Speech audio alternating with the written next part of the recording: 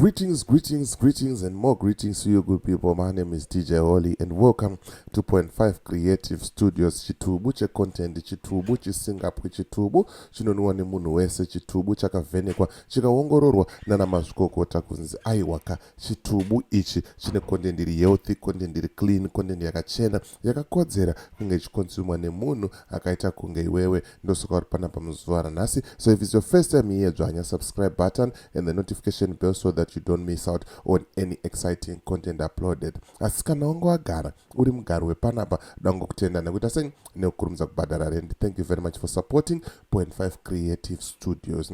Right, takangonzwa nzi DJ Ribhe, Fantani Ribhe nani? Levels Fantani na Ribhe.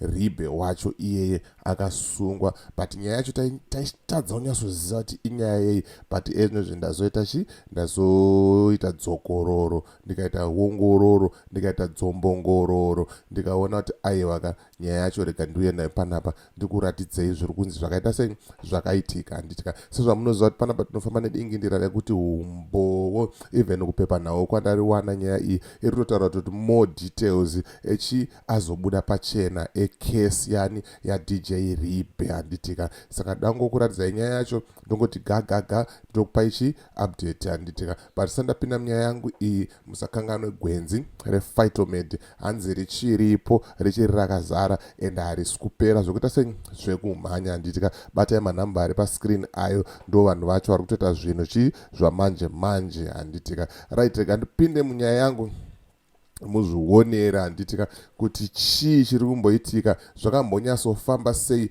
panyaya yani ya DJ Ribhe. Ma1 ndiye mukomana uyu, avazhinji vacho tinomuziva. Right, rega ndingokuverengerai apa. Handitika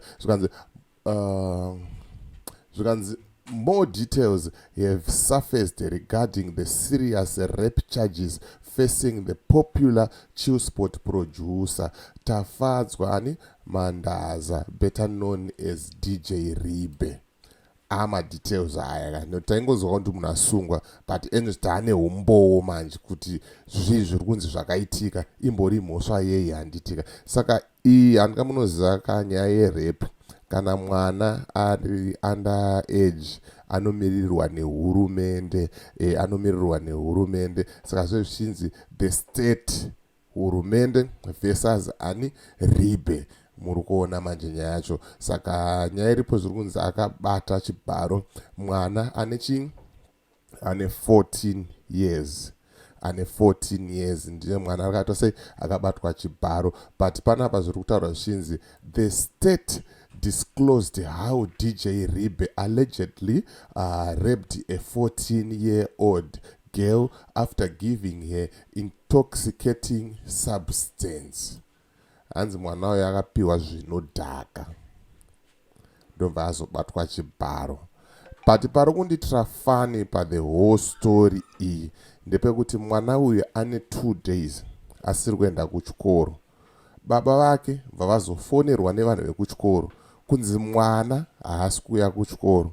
Mwana bva asvika kuenda kumba, achitya baba vake ndopa akaenda kumba kweshamwari. Story yacho yakareba, ndaungosamaraiza kuti muite sei muiona. Handitika ndingoenda straight to the point.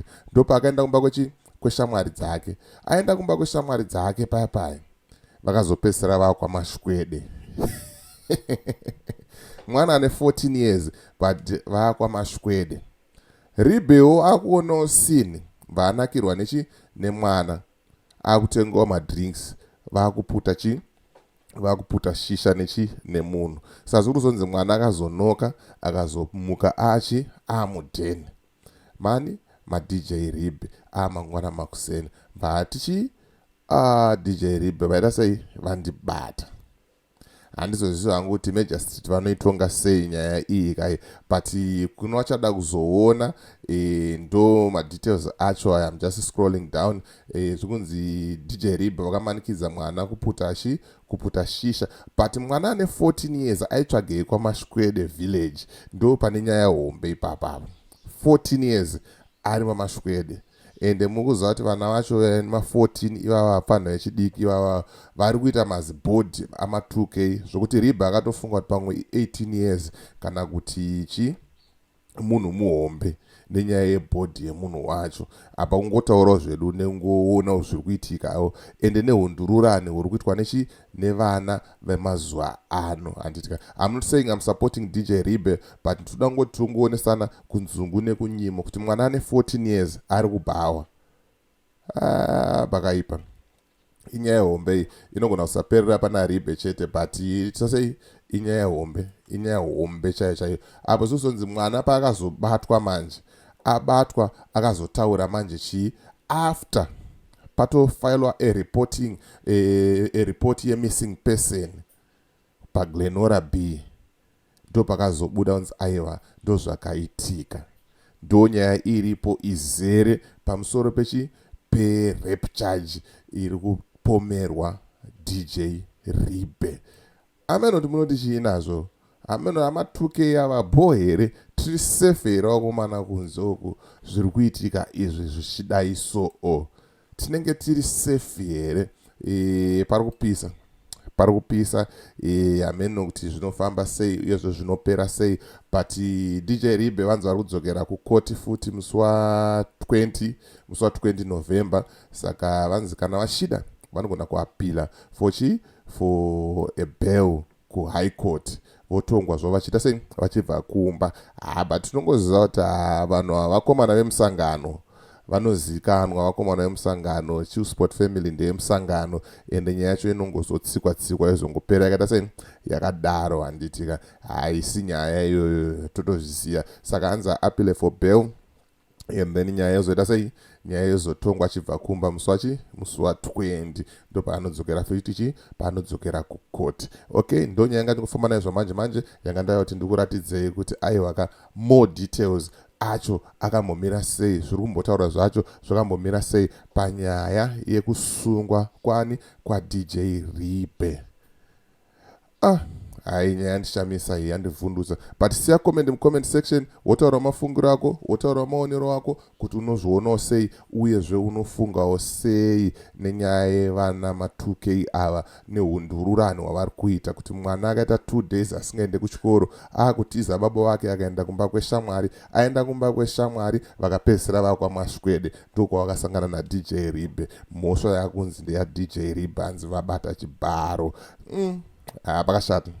pakashata okay kana une business raunaro rauda kushambadzirwa ndibate namba dzangu ndo dziri pascreen idzo kana une nyaya yaunayo yauda kuti ndifambire ndibate futi pasame namba idzodzo handitika toita sei toifambira handitika siya comment subscribe even kana uchida kutuka chingosiya futi comment yekutuka iyoyo kuti vanhu vaone kuti uri benzi rakaita sei unorwadziwa nezvinhu zvakanaka kusvika papi siya comment yacho yakadaro iyoyo handitika so as for me DJ Holly and the rest of the crew behind the scenes tikuti it's bye for now ngatisangane muvideo rinotevera.